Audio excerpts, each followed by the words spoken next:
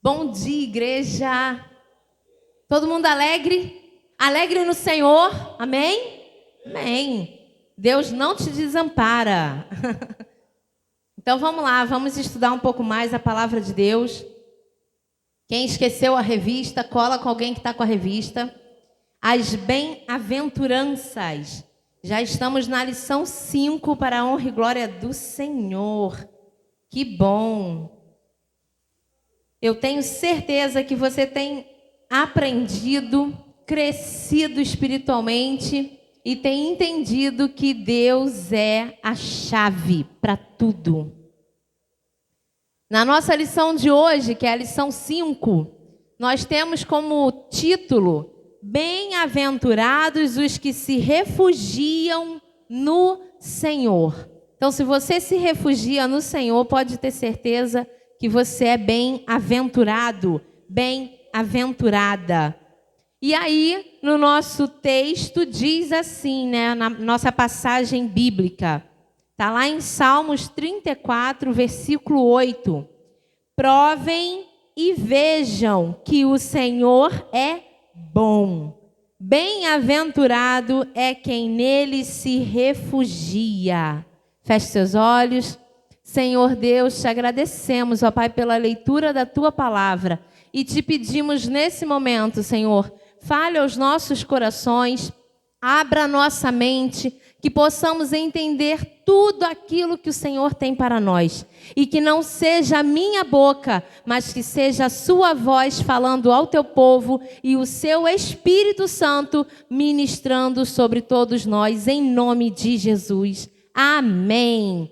Então, bem-aventurados que se refugiam no Senhor. Eu não sei se você leu esse versículo, esse capítulo todo, né? Se não leu, quando chegar em casa, a tarefa para casa é você ler, porque esse capítulo ele é lindo, né?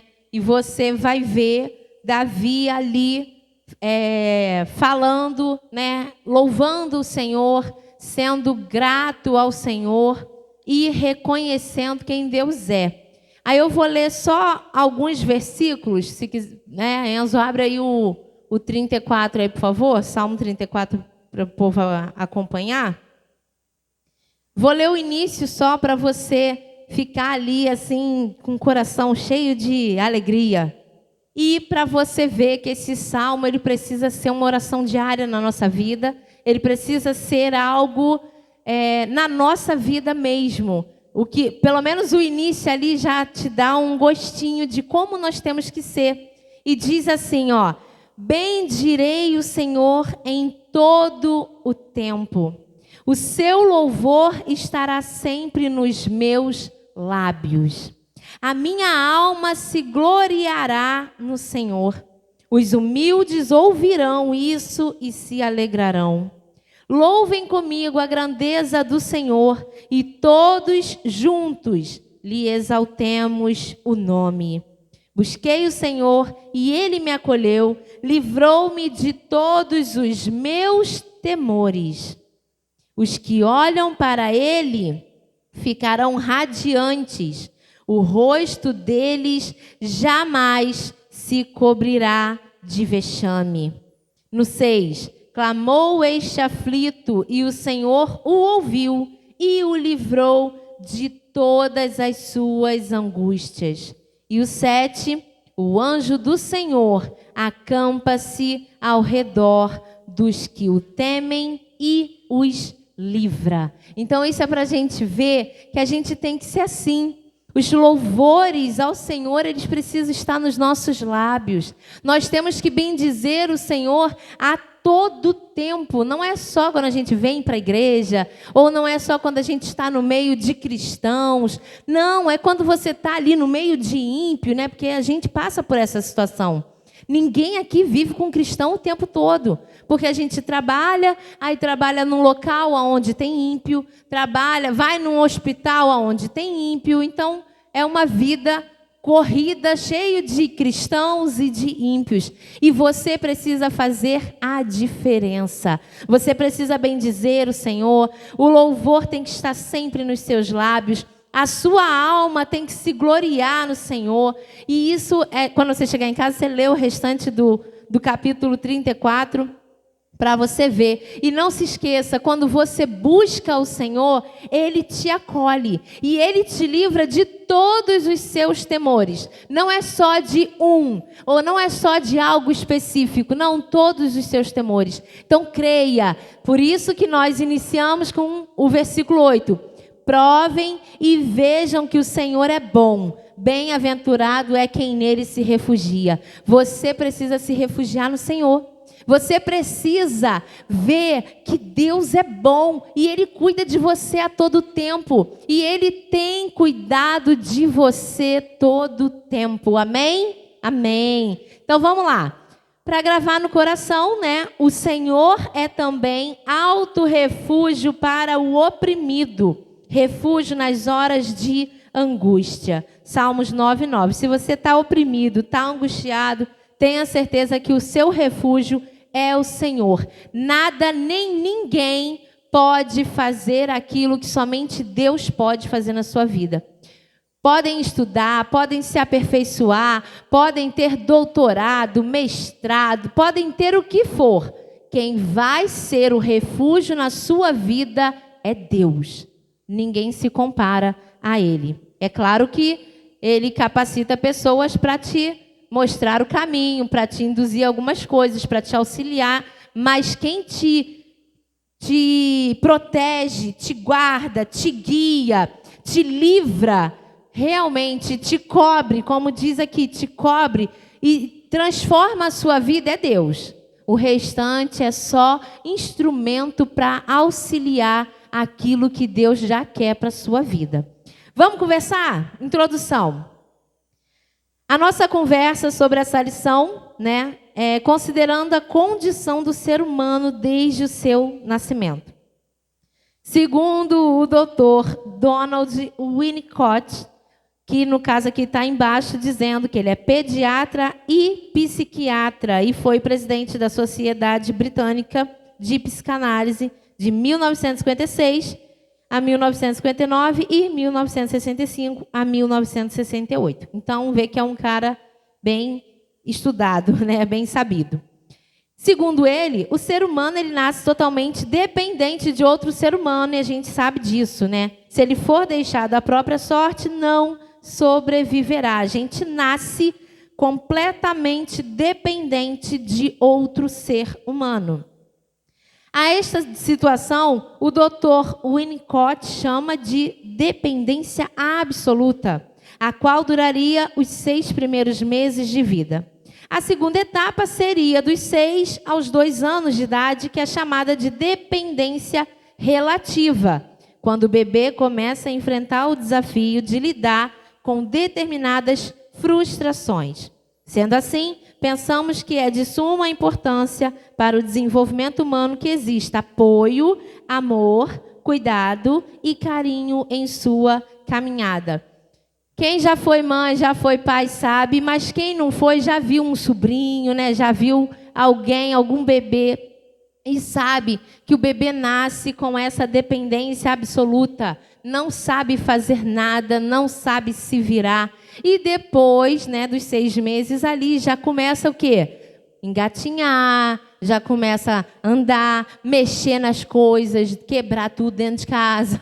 Né? Mas, enfim, tirando essa parte, aí ele já começa a se desenvolver, já começa a falar o que quer, né? Já avisa que está com totô, faz assim, totô, totô. Aí você já sabe. Por quê? Já começa a se desenvolver de forma mais sozinha, né? Já não é essa dependência absoluta. Porém, começa a lidar com as frustrações.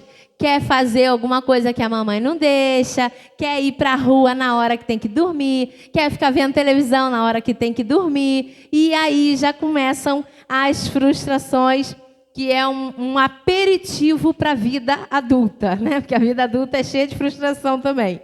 Então vamos lá. Penso na presença desse provedor, cuidador, como um abrigo seguro para esse frágil e vulnerável ser, se refugiando enquanto se desenvolve. Quem cuida desse bebê É o protetor, é o cuidador. Por isso que nós vemos tantas crianças com essa dificuldade de se desprender de pai ou de mãe, né, que chora quando vai no colo de outra pessoa.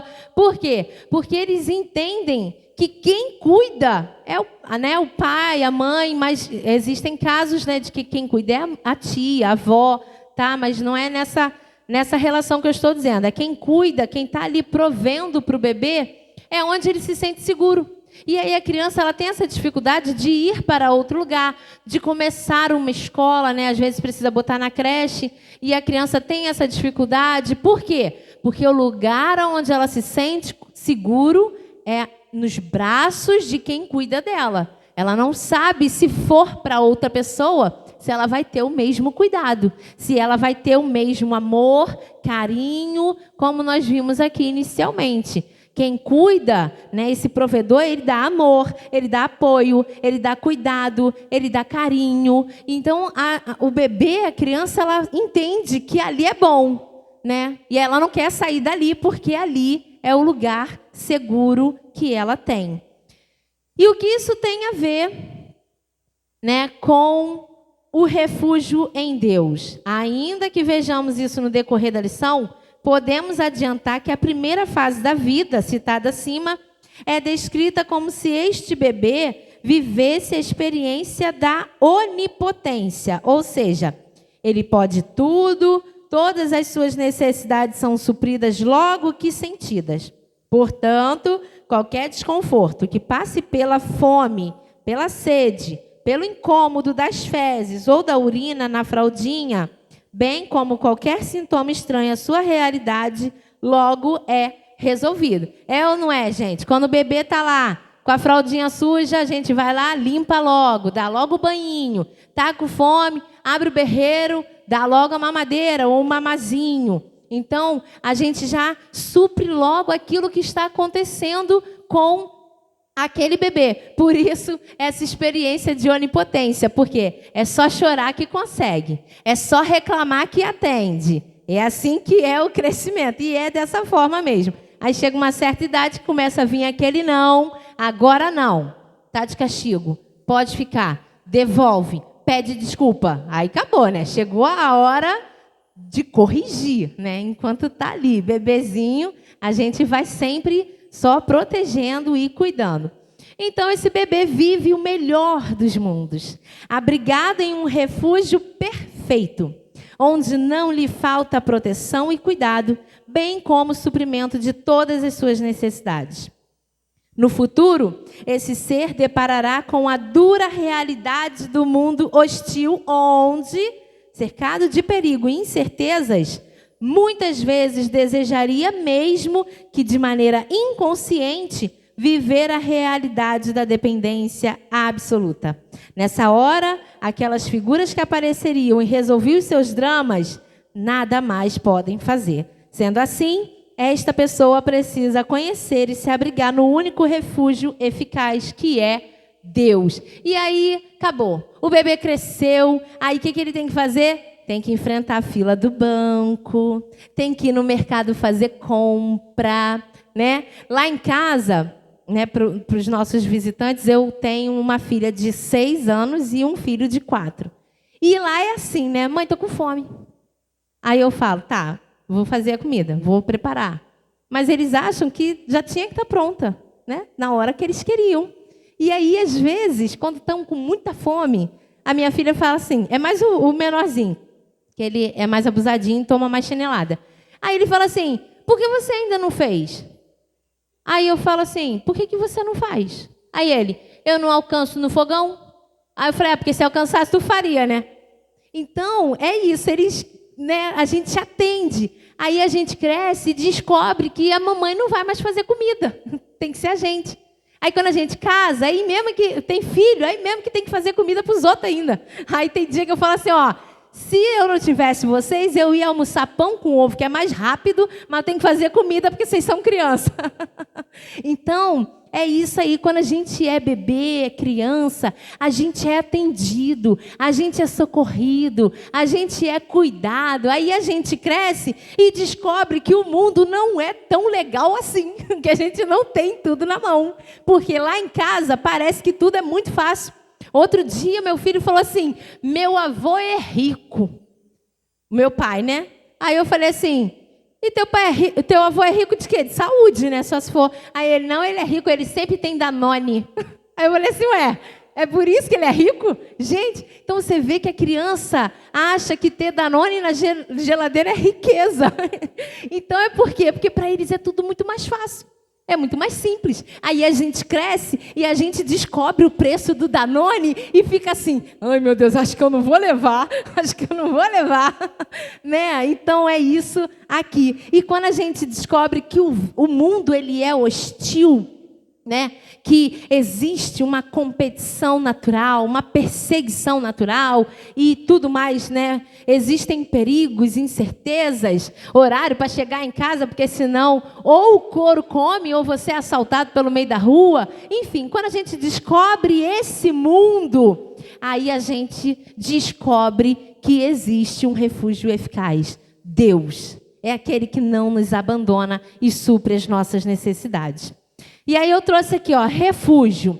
Refúgio é um lugar para onde se foge para escapar de algo ou de um perigo. Então, refúgio é isso, é você fugir para um lugar escapando do perigo ou de uma situação ruim. E também é aquilo que nos dá amparo e proteção. Isso é para você se situar que nós estamos falando de Deus, que é um refúgio. É um lugar de amparo, é um lugar de proteção e também é um lugar onde você pode fugir dos perigos e encontrar solução e conforto em Deus. 2. Existem muitos refúgios, mas só um é eficaz. Qual seria o refúgio eficaz? Diríamos que é aquele adequado à situação que enfrentamos. Há coisas que nos acontecem diante das quais nos basta parar, pensar e agir calmamente e tudo se resolve. Mas há momentos em que a situação excede a nossa capacidade de resolução. Então, é nesse momento que devemos buscar o refúgio no Senhor.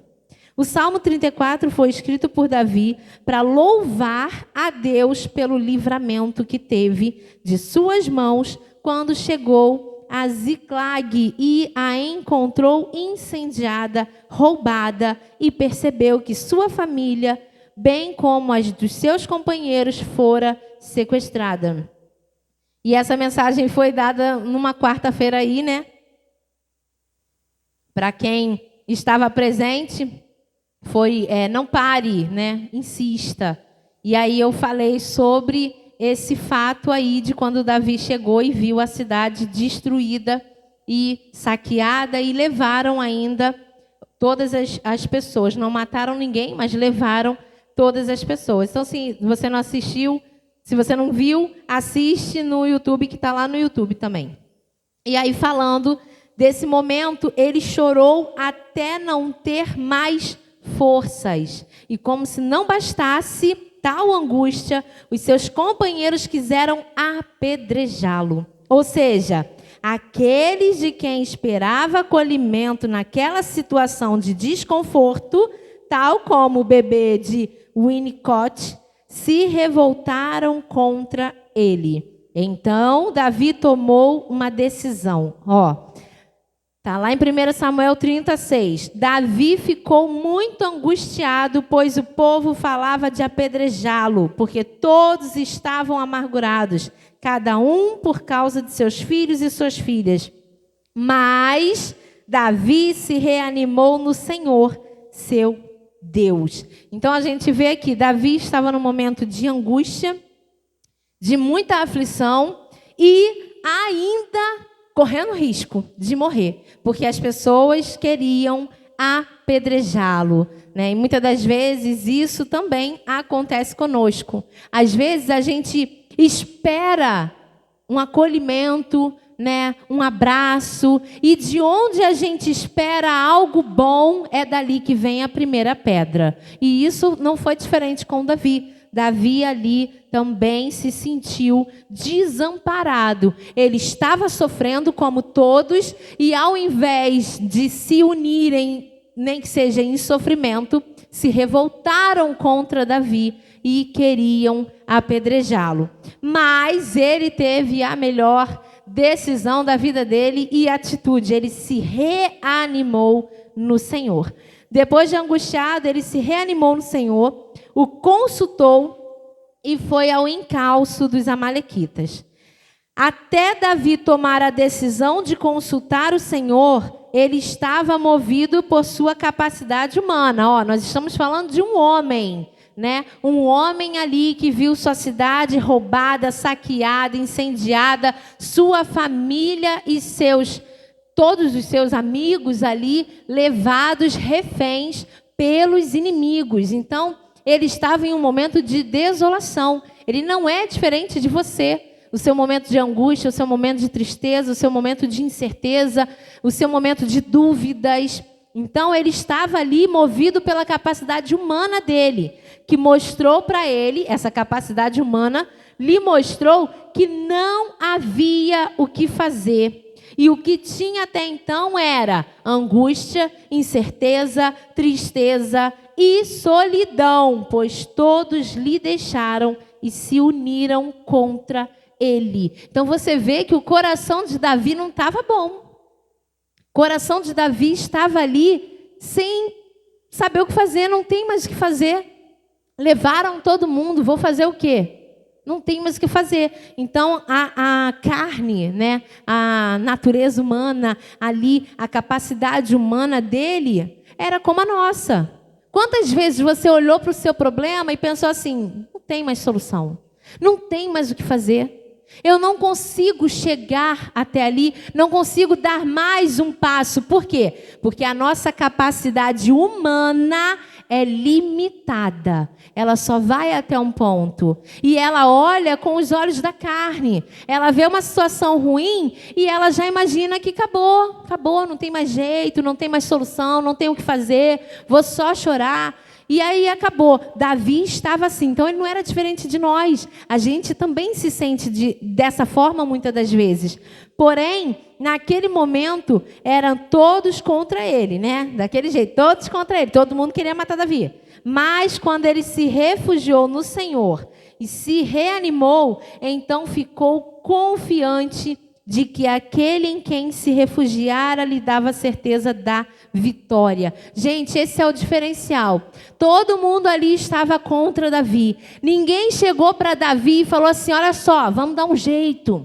Não, conta comigo. Vamos chorar junto, então vamos lá, vamos fazer alguma coisa. Não, eles queriam matar Davi. E aí Davi se reanimou em Deus. Então, muitas das vezes, você precisa dar o passo. Porque às vezes a gente espera do outro, né? Fala assim, acho que eu não vou sozinho não, vou com...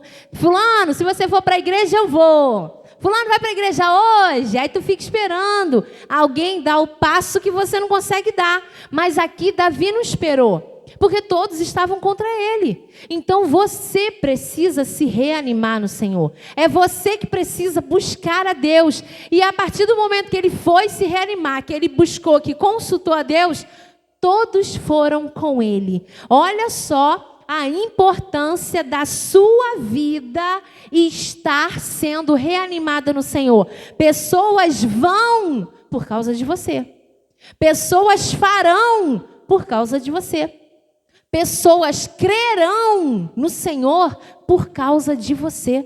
Então seja como Davi, se reanime no Senhor. Não espere alguém te conduzir, não espere alguém te alimentar, não espere que alguém faça para você fazer junto. Seja você a pessoa que vai se levantar, se posicionar no Senhor e arrastar multidões juntas para Deus. Então, o salmista declara, bem-aventurados são os que no Senhor se refugiam, ou seja, serão bem-sucedidos os que creem e confiam no Senhor, os quais nunca serão envergonhados. E aí tem muita gente que pega o bem-sucedido e pensa que é só financeiramente. Não é não, gente. Bem-sucedido é de sucesso. E sucesso é nas áreas da vida. É você ter sucesso no seu casamento. É você ter sucesso como pai, como mãe. É você ter sucesso como avô, como avó. É você ter sucesso na casa de Deus. É você ter sucesso no seu ministério, no chamado que Deus tem para você. E isso é ser bem-sucedido. Então, você é bem-sucedido porque você tem sucesso nas áreas que Deus te comissionou. Não é porque eu sou bem-sucedido ou não sou bem-sucedido porque o meu carro é de 1980. Não, gente, não é financeiramente, não. Bem-sucedido os que creem e confiam no Senhor. Então, você terá sucesso naquilo que você pede, naquilo que você ora, naquilo que você coloca o seu joelho para clamar. É nisso que você vai ser bem-sucedido. Não é somente financeiramente. Bem-sucedido é de forma geral. É você ter sucesso na sua vida. E que isso tenha ficado bem explicado, porque as pessoas acham, enquanto eu não tenho renda, ou não comprei casa de praia, ou não tenho minha casa própria, eu não sou bem-sucedido. Mas vai ver, tem um casamento maravilhoso, é excelente mãe, é excelente pai, é excelente ministro na casa de Deus, é excelente funcionário no trabalho. Isso é sucesso. Não pense que sucesso é vida financeira apenas. Sucesso é você ser bem-sucedido nas áreas da sua vida. E creia, não será envergonhado. Terceiro, os que se refugiam no Senhor não temem o dia mau. Efésios 6,13 vai dizer: por isso peguem toda a armadura de Deus para que vocês possam resistir no dia mau e depois de terem vencido tudo, permanecer inabaláveis. Que lindo. O dia mau, aí está aí, entre aspas, é uma realidade. Temos de perguntar, e o que temos de perguntar não é se passaremos por ele, mas quando ele virá sobre nós. Então entenda isso. O dia mau vai vir para todo mundo. Porém, a gente não tem que perguntar, será que eu vou passar? Vai. Tem que saber quando. Quando que o dia mau vai chegar para a sua vida, porque vai chegar para todo mundo. Aí aqui vai falar sobre Jó, né? Jó, ele era descrito na Bíblia um homem justo, fiel, temente a Deus e se desviava do mal. Olha que homem incrível, que homem exemplo bom para, ser seguido.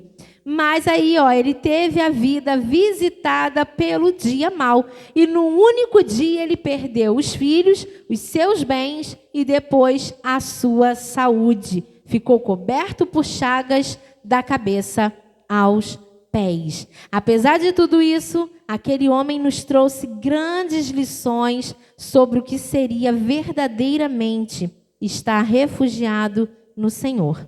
Portanto, mesmo refugiados no Senhor, não estamos isentos do dia mau. Então Jó era um homem reto perante o Senhor.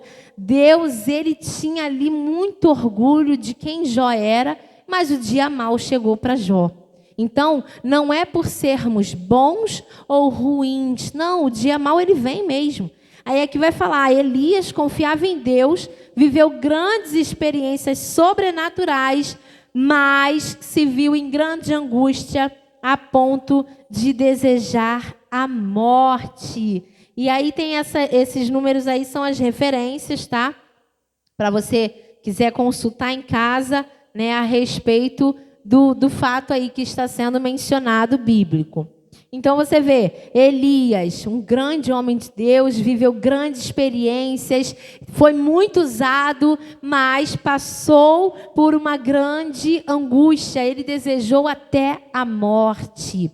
Entendemos que o nosso maior tesouro é o nosso Senhor e não podemos perdê-lo, pois Ele é o nosso refúgio. Se o perdermos, então Onde nos refugiaremos? Então nós vemos homens de Deus, homens com intimidade com Deus, passando pelo dia mau e venceram o dia mau. Então nós não podemos perder a Deus, não podemos sair dos caminhos, não podemos parar de crer. Por quê? Porque é Ele que é o nosso refúgio.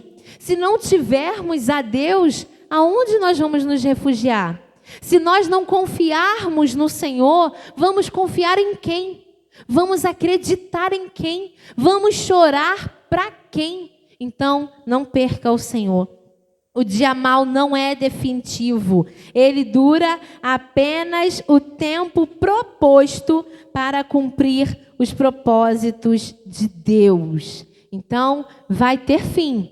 O dia mau, ele acaba. O dia mau, ele apenas está acontecendo, acontece para cumprir o propósito de Deus. E nós vemos isso também sempre na Bíblia. Todas as situações, os relatos, é para o propósito, né? Nós vemos Jonas ali sendo lançado ao mar, engolido pelo peixe. Não foi um dia mau para Jonas? Foi. Qual era o propósito? Fazer ele se arrepender de ter teimado e desobedecido o Senhor, e ir lá para Nínive. Então o dia mau, ele tem um propósito. Aí Jonas foi lá, falou para a cidade inteira que Deus ia destruir. O que aconteceu? A cidade se arrependeu lá, pediu, orou, clamou. Aí Deus não ia mais destruir a cidade. Jonatas ficou feliz? Não, ficou chateado. Aí ficou chateado. Ele ficou com raiva. Ele falou assim, eu vim falar que o Senhor ia destruir, agora o Senhor muda de ideia? Não, agora mata todo mundo, né? Então, ele ficou chateado. Aí o que aconteceu? Deus fez a plantinha, dá a sombrinha, depois foi lá e matou. Aí ele ficou o quê? Chateado porque a planta morreu. Então, gente, o dia mau, ele vem com propósito. Não foi ruim para ele, né? Aquele calor, aquele sol. Aí quando veio aquela planta maravilhosa, aquela sombra, água fresca, só faltou o coco. Mas ele estava lá feliz quando a planta morreu, que para ele foi um dia mau, foi uma situação ruim para ele. Mas qual era o propósito? Fazer ele entender que se ele teve pena daquela planta, que ele nem ajudou a cuidar, não plantou, fez nada... Imagina Deus de toda aquela cidade que ele amava. Qual o propósito? Fazer Jonas entender, amar, saber o que Deus quer. Então, gente, o dia mau que você está passando na sua vida é um propósito. E entenda qual é. Qual o propósito que Deus tem na sua vida por causa dessa situação ruim que está acontecendo?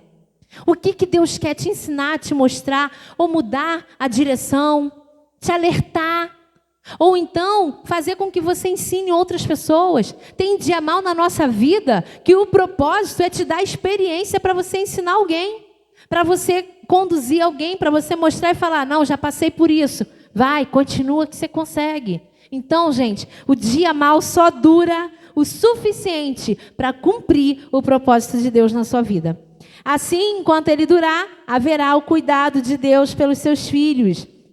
Israel foi levado por Deus para o deserto, mas mesmo ali, enquanto caminharam, desfrutaram do refúgio seguro de Deus em todos os aspectos, nada lhes faltando, até que entraram na terra e passaram a semear e a colher. Então, o dia mau, enquanto ele durar na sua vida, a provisão, o cuidado de Deus estará junto. Então não deixe o dia mau te vencer, não foca no dia mau, não olhe somente para o dia mau, olhe para o cuidado de Deus no dia mau que está acontecendo na sua vida. Está ruim, mas Deus está cuidando.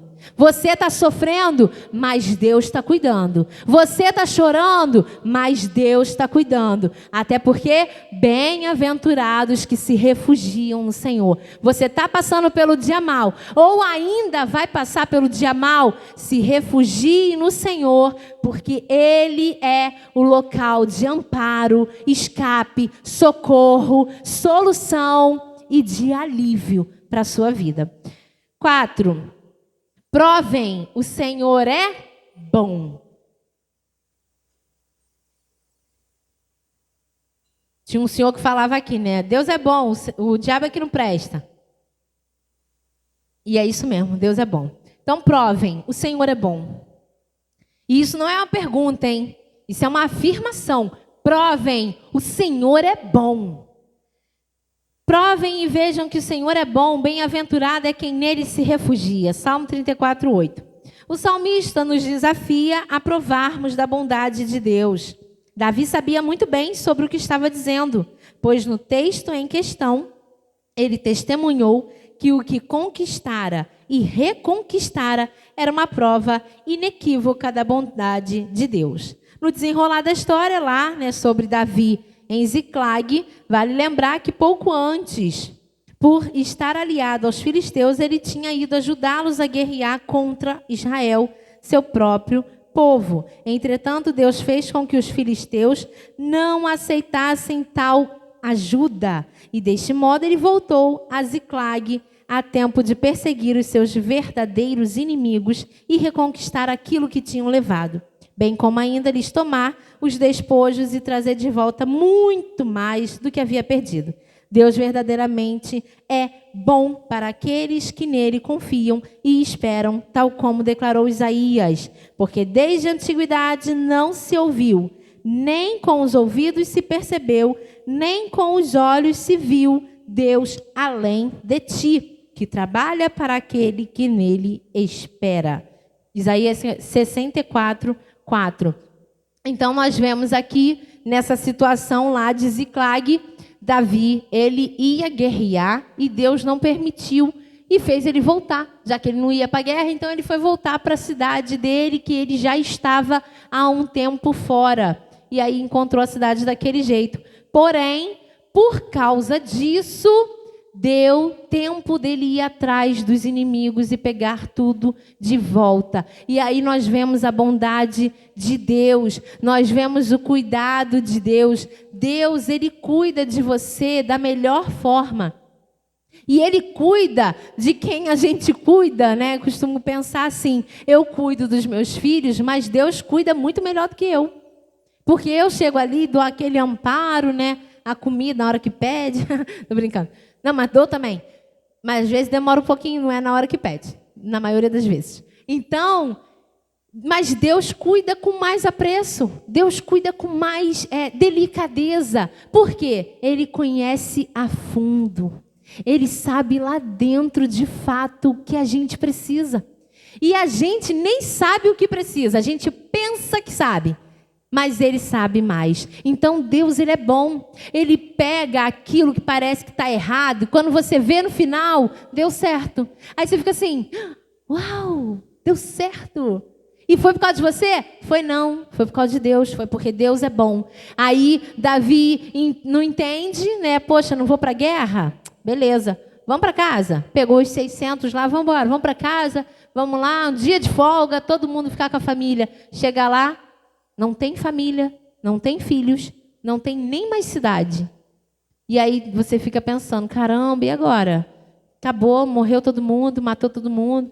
E aí Deus vai lá e manda ir atrás. Ele vai atrás e ele resgata todo mundo e ainda traz mais. Ele traz até o que não era dele, né? Pega os despojos lá todo e traz para si. Isso é a bondade de Deus na nossa vida. É quando a gente acorda e a gente se sente tão incapaz. E quando vê na nossa incapacidade, a gente fez algo. E aí a gente fala assim, poxa, Deus é tão bom comigo. Eu não merecia e Ele me deu. Eu não sei fazer e Ele me capacitou. Eu não consigo, mas Deus me ajuda. E isso é a bondade de Deus na nossa vida. É a gente ver que não é por causa gente, é por causa dele. Aí ele começa a abrir porta, aí ele começa a revelar, aí ele começa a transformar. Aí quando você olha, você pensa assim, nossa, eu não tinha visto isso antes, ainda bem que Deus abriu os meus olhos. É a bondade dele. Eu não sabia por onde ir, mas tomei o caminho certo.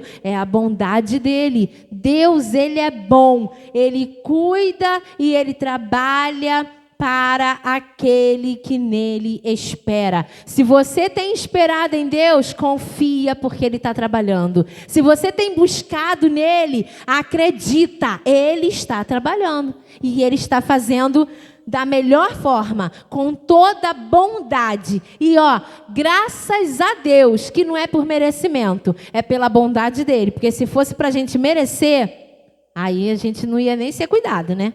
Ia ficar de castigo o tempo inteiro. Então ele trabalha na sua vida porque ele é bom. Não é por você, é porque ele é bom na sua vida.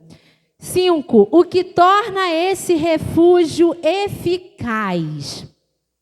A resposta é simples. Ouvir e praticar a palavra de Deus. Moleza, pronto, você agora já sabe como fazer com que esse refúgio seja eficaz. Você tem que ouvir e praticar a palavra de Deus. Jesus contou uma parábola na qual asseverou, ou seja, assegurou, confirmou que todo homem que ouve as suas palavras e não as põe em prática é semelhante ao homem que perdeu seu tempo construindo sobre areia. Ao passo que aquele que ouve e põe em prática é comparado ao homem prudente que investiu seu tempo construindo sobre a rocha. Ambos tiveram a mesma ideia. Os dois resolveram construir um abrigo para se proteger da tempestade. Pois a tempestade veio com a mesma intensidade sobre ambas as casas. E somente a que resistiu foi aquela construída sobre a rocha. Assim também acontece com aquele que busca refúgio na palavra de Deus, praticando-a e não apenas ouvindo. Então, nós temos que botar em prática, viver a palavra de Deus. Então, caso você se identifique com um homem que construiu a sua casa na areia, mude de estratégia e comece a sua construção na rocha, ouvindo e praticando a palavra de Deus. Ouvir a palavra de Deus e praticar a palavra de Deus é o essencial, porque não basta só ficar ligando o vídeo no YouTube, vou ficar ouvindo uma palavra aqui, uma pregação, e não ter aquela vida de palavra mesmo, de viver a palavra de Deus. Nós precisamos, porque isso nos alicerça, isso nos fortalece, isso nos dá direção, isso norteia a nossa vida. A gente começa a entender a vontade de Deus, a saber o que Ele quer, a saber o que Ele faria se fosse Ele no nosso lugar. E isso tudo não vai ser apenas ali o pregador do YouTube, ou os coaches cristãos, sei lá, nem sei falar esse negócio, coach, sei lá, cristão aí que está dando aula de como ser crente. Não, isso aí não vai fazer a sua vida ter intimidade com Deus, não. Isso aí vai até te ajudar a ter um conhecimento bíblico, mas é você e Deus ali, é você ouvir, você ler, você praticar. É na hora ali da dificuldade, do que vai acontecer, você é colocado numa situação, aí você não sabe, estava na Bíblia, a resposta está lá, porque ela é nosso manual, mas você não sabe praticar, não sabe o que é, porque nem estuda, nem ouve e nem pratica. Então vamos começar a praticar a palavra de Deus com verdade, de realmente, realmente eu vou viver a palavra. E gente, se a gente não se desprender do nosso eu, vai ser difícil viver a palavra. Porque se a gente ficar preso no eu quero, eu posso, eu sou, a gente não vai conseguir viver a palavra. A gente não vai conseguir amar sem distinção. A gente não vai conseguir oferecer a outra face. A gente não vai conseguir orar com o coração puro.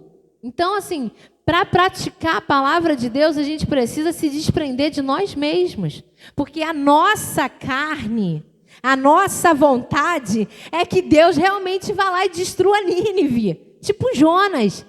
Não, Senhor, não perdoa não. Mata mesmo, né? Não, destrói, acaba. Porque a gente é assim.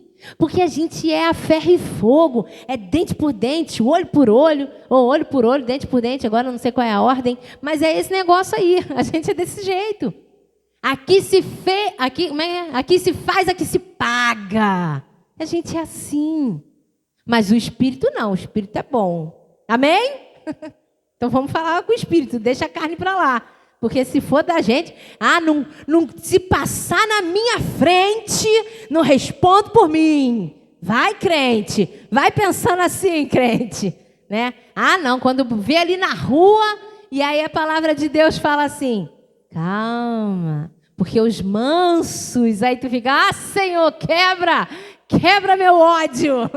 Né? Então, ouvir a palavra de Deus e praticar, é isso que vai nos trazer um refúgio eficaz em Deus.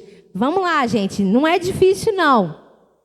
Não é difícil viver a palavra. Difícil é não viver a nossa vontade. Isso é o que é o difícil. Porque a gente quer. Porque a gente quer fazer. A gente quer falar. A gente está com raiva e quer explodir. Não, me pega com raiva mesmo. Me pega com raiva. Vai, me pega. Às vezes eu falo para as crianças assim, vocês dão sorte que eu não estou com raiva. Vocês dão sorte. Vocês dão sorte. Olha só, eu ameaçando as crianças. Aí a Alessandra fica assim... dá sorte que eu não estou com raiva. Para agora enquanto eu não estou estressada. Eu falo logo assim, para agora enquanto eu não estou estressada. Porque a gente é assim. Se cruzar no meu caminho, passa na minha frente para ver. Passa. Aquele negócio, né? Eu dou um boi para não entrar na briga, mas dou uma boiada. Não, gente, como é que é isso? Mas dou uma boiada para não sair dela. Olha só. Só tem ditado ruim nesse mundo, gente. Eu dou um boi para não entrar na briga, mas eu dou uma boiada para não sair dela. Deixa que eu pego. Eu pego. Falou contigo? Não foi comigo não, foi com o irmão do vizinho. Com o irmão do vizinho? Então deixa que eu vou lá. Deixa que eu vou lá. Não é nem com você, mas você vai. Você vai porque teu sangue é quente. Eu estou fervendo. Então, gente, viver a palavra não é difícil. Difícil é deixar de viver a nossa carne. Isso é que é difícil. Conclusão. O meu socorro vem do Senhor, que fez o céu e a terra. Ele não permitirá que os seus pés vacilem. Não dormitará aquele que guarda você. É certo que não dormita, nem dorme o guarda de Israel. O Senhor é quem guarda você. O Senhor é a sombra à sua direita. Salmo 121, 2, 5. E isso você já vai levar no seu coração para casa, confiando de que Ele te guarda. Lembra-se do bebê, lá na introdução? A quem o doutor descreveu como sendo alguém totalmente dependente dos cuidados dos pais? Pois esse bebê não tem noção de todos os perigos à sua volta e nem mesmo do que lhe sobrevirá no minuto seguinte. Gente, o bebê não sabe o que está fazendo. Meu filho tem 1 ano já isso, né? Então ele tinha 3. Ele pegou a tesoura e cortou a extensão com tudo ligado. Aí deu aquele bum, assim, né? A tesoura chegou a derreter, gente. Aí tu pensa... É meu filho, gente. Meu filho é maravilhoso. Vai ser um grande homem de Deus. No decorrer da carruagem, ele vai ser até antes de ser homem. Já vai ser desde garotinho. Aí ele pegou a tesoura ali, foi lá e cortou a extensão. Aí deu aquele bum, aquele barulho e saiu aquela faísca assim. Aí eu, esqueci até que os mansos, pensei ser manso, eu falei assim... Alexandre, que é isso? Eu falei, meu Deus, aí eu já estava achando que a casa ia pegar fogo, e ele começou a chorar com a tesoura assim. Eu acho até que deve ter dado uma doída na mão dele, porque ele ficou com a mão assim chorando, deve ter doído, gente, derreteu a tesoura, gente. Aí tu pensa, a criança, o bebê não sabe o que está fazendo. Mas a gente já sabe, né? Então, eles não sabem dos perigos, eles não têm noção. Eles apenas vivem a vida que lhe é proposta por Deus, na qualidade de bebê. Ao mesmo tempo em que seus pais cuidam com desvelo, que significa zelo, dedicação, para que não lhe falte absolutamente nada. E ele se sinta totalmente protegido e cuidado. pois de igual forma nos sentimos com relação a Deus. Esse sim, o Pai perfeito, pois o pai do bebê pode dormir, cochilar, se cansar e assim falhar no cuidado esperado. Mas o nosso Deus, ele nunca falha, não dorme nem cochila, estando sempre atento e totalmente alerta aos nossos cuidados. Finalmente, queremos asseverar, que é assegurar, afirmar, que esse refúgio oferecido pelo Senhor é para todos. Não importa a sua origem, classe social, grau de instrução ou mesmo a sua religião. Jesus faz um convite. E o convite está em Mateus 11, 28. Venham a mim todos vocês que estão cansados e sobrecarregados, e eu os aliviarei. Se você se encontra cansado, sobrecarregado, sofrendo, angustiado, procure abrigo no Senhor. Amém, igreja? Então, ele não é só para quem está cansado não, tá, gente? Ele é para quem está feliz também. Se você está feliz, dinheiro no bolso, não tem conta para pagar, vai para o Senhor também, que Ele também é refúgio para você, porque o dia mau vai chegar. Não estou te agorando, não estou rogando praga. Você já viu que o dia mau chega para todo mundo. Então, se o dia mau chegar na sua vida, que chegue com você aos pés do Senhor. Não se afaste de Deus, não perca a presença do Senhor e não desanime por causa do dia mau. Ele não dorme e Ele está lutando por você. Amém? Vamos nos colocar de pé, vamos orar e agradecer a Deus por esse estudo. Senhor Deus, te damos graças, ó Pai, por esse momento aqui, aprendendo da sua palavra. Muito obrigada, Deus, por não dormir, por não cochilar, por não nos desamparar. Deus, obrigada pela certeza de que o Senhor trabalha para aqueles que em Ti confiam. Deus, nós estamos aqui nessa manhã te agradecendo, ó Deus, porque até aqui o Senhor tem nos sustentado, até aqui o Senhor tem suprido as nossas necessidades.